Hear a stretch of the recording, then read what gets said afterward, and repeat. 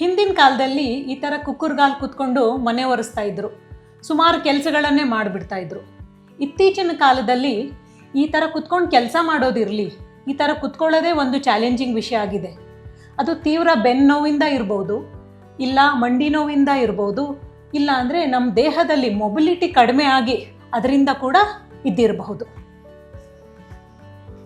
ನಮಸ್ಕಾರ, Vishwavani TV special fitness time with Gauri. ಇವತ್ತಿನ ಎಪಿಸೋಡಲ್ಲಿ ಮತ್ತು ಮುಂಬರುವ ಸುಮಾರು ಎಪಿಸೋಡ್ಸಲ್ಲಿ ನಾವು ಮೊಬಿಲಿಟಿ ಬಗ್ಗೆ ತಿಳ್ಕೊಳ್ತೀವಿ. ನಮ್ಮ ದೇಹದ ಜಾಯಿಂಟ್ಸ್ ಮತ್ತು ಮಸಲ್ಸ್ನ ಸಂಪೂರ್ಣ ಚಲನೆಯೇ ಮೊಬಿಲಿಟಿ. ನಮ್ಮ ದೇಹದಲ್ಲಿ ಮೊಬಿಲಿಟಿ ಕಡಿಮೆ ಆದಾಗ ನಾವು ದಿನನಿತ್ಯ ಮಾಡುವಂಥ ಎಲ್ಲ ಚಟುವಟಿಕೆಗಳಿಗೂ ತೊಂದರೆ ಆಗುತ್ತೆ.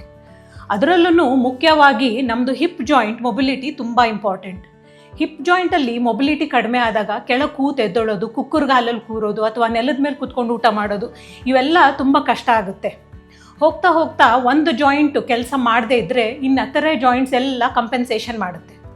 ಇವತ್ತಿನ ಎಪಿಸೋಡ್ನಲ್ಲಿ ನಾನು ಹಿಪ್ ಮೊಬಿಲಿಟಿಗೋಸ್ಕರ ನಿಮಗೆ 3 ಎಕ್ಸಸೈಸಸನ್ನು ಹೇಳ್ಕೊಡ್ತೀನಿ. ಮೊದಲನೇ ಎಕ್ಸಸೈಸಲ್ಲಿ ನೀವು 2 ಕಾಲನ್ನು ಮಂಡಿ ಒಂದು ದಿಕ್ಕಿನ ಕಡೆಗೆ ತಿರುಗಿಸ್ಬಿಟ್ಟು ಕೂತ್ಕೊಳ್ಳಿ. ಮುಂದೆ ಇರುವ ಕಾಲಲ್ಲಿ ನಮ್ಮದು ಮಂಡಿ ಹತ್ರ 90 ಡಿಗ್ರಿ ಆ್ಯಂಗಲ್ ಬರಬೇಕು, ಹಿಂದ್ಗಡೆ ಇರೋ ಕಾಲಲ್ಲೂ ಕೂಡ 90 ಡಿಗ್ರಿ ಆ್ಯಂಗಲ್ ಬರಬೇಕು. ಇದಕ್ಕೆ ನಾವು ನಮ್ಮ ಫಿಟ್ನೆಸ್ ಟರ್ಮ್ಸಲ್ಲಿ 90-90 ಸಿಟ್ ಅಂತ ಹೇಳ್ತೀವಿ.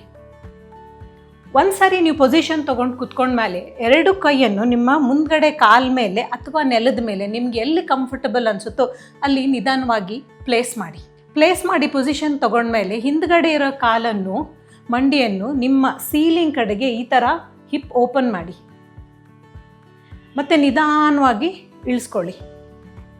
ಉಸಿರು ಬಿಡ್ತಾ ನಿಮ್ಮ ಮಂಡಿಯನ್ನು, ಹಿಪ್ಪನ್ನು ನೀವು ಈ ಥರ ಓಪನ್ ಮಾಡಿದಾಗ ನಿಮ್ಮ ಮಂಡಿ ಸೀಲಿಂಗ್ ಕಡೆಗೆ ನೋಡುತ್ತೆ.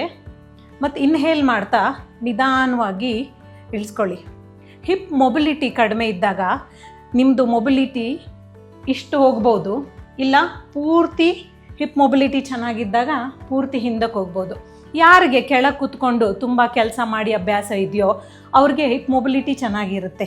ಅವ್ರದ್ದು ಮಂಡಿ ಪೂರ್ತಿ ಓಪನ್ ಆಗಿ ಹಿಪ್ ಚೆನ್ನಾಗಿ ಲೂಸ್ ಆಗಿರುತ್ತೆ.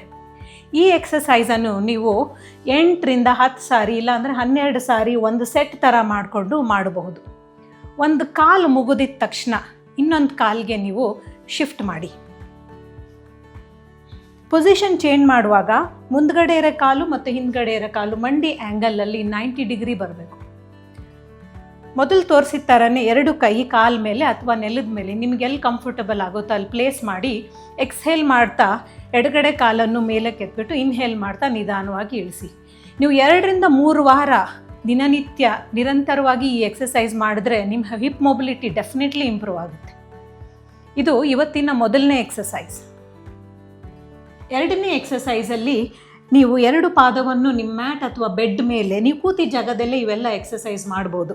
ಈ ಥರ ಹಿಪ್ ವಿಡ್ತಲ್ಲಿ ಪ್ಲೇಸ್ ಮಾಡಿ 2 ಕೈಯನ್ನು ಹಿಪ್ ಹಿಂದ್ಗಡೆ ನಿಮ್ಮ ಮ್ಯಾಟ್ ಮೇಲೆ ಈ ಥರ ನಿಧಾನವಾಗಿ ರೆಸ್ಟ್ ಮಾಡಿಬಿಡಿ.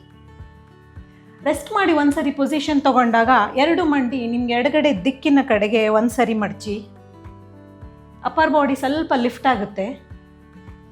ಮತ್ತು ಸೆಂಟ್ರಿಗೆ ತೊಗೊಂಡು ಬಂದು ಬಲಗಡೆ ತೆಗೆ ತಿರುಗಿಸಿ.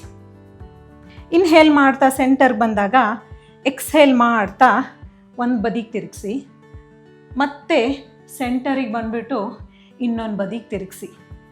ಈ ಎಕ್ಸಸೈಸ್ ಕೂಡ ನೀವು 2 ಕಡೆ ಮಾಡಿದ್ರೆ 10ರಿಂದ 12 ಸಾರಿ ಅಥವಾ 15 ಸಾರಿ ರಿಪೀಟ್ ಮಾಡ್ಬೋದು. ನಿರಂತರವಾಗಿ ಮಾಡಿ ಅಭ್ಯಾಸ ಆದ ನಂತರ ನೀವು ಈ ಕೈಯನ್ನು ರೆಸ್ಟ್ ಮಾಡ್ದೇ ಕೈ ನಿಮ್ಮ ಮುಂಭಾಗದಲ್ಲಿ ಹಿಡ್ಕೊಂಡು ಈ ಥರ ಒಂದು ದಿಕ್ಕಿನ ಇನ್ನೊಂದು ದಿಕ್ಕಿಗೆ ನಿಮ್ಮ ಮಂಡಿಯನ್ನು ತಿರುಗಿಸ್ಬೋದು. ಇದು ಇವತ್ತಿನ ಎಪಿಸೋಡಿನ 2ನೇ ಎಕ್ಸಸೈಸ್. ಇನ್ನು 3ನೇ ಎಕ್ಸಸೈಸಲ್ಲಿ ಮೊದಲು ತೋರಿಸಿದ ಥರ ಇದೇ ಥರ 90 ಡಿಗ್ರಿ ಸಿಟ್ಟಲ್ಲಿ ಕೂತ್ಕೊಳ್ಳಿ. ಯಾರಿಗೆ ಮಂಡಿ ನೋವು ಇಲ್ಲ ಅವ್ರು ಮಾತ್ರ ಇದನ್ನು ಟ್ರೈ ಮಾಡ್ಬೋದು. 2 ಕೈಯನ್ನು ಮುಂದೆ ಇಟ್ಕೊಂಡು ನಿಮ್ಮ ಹಿಪ್ಪನ್ನು ಈ ಥರ ಲಿಫ್ಟ್ ಮಾಡಿ ಮತ್ತು ಇನ್ಹೇಲ್ ಮಾಡ್ತಾ ನಿಧಾನವಾಗಿ ಹಿಪ್ಪನ್ನು ಬೆಡ್ ಅಥವಾ ಮ್ಯಾಟ್ ಮೇಲೆ ರೆಸ್ಟ್ ಮಾಡಿಬಿಟ್ಟು ಮತ್ತು ಎಕ್ಸ್ಹೇಲ್ ಮಾಡ್ತಾ ಲಿಫ್ಟ್ ಮಾಡಿ.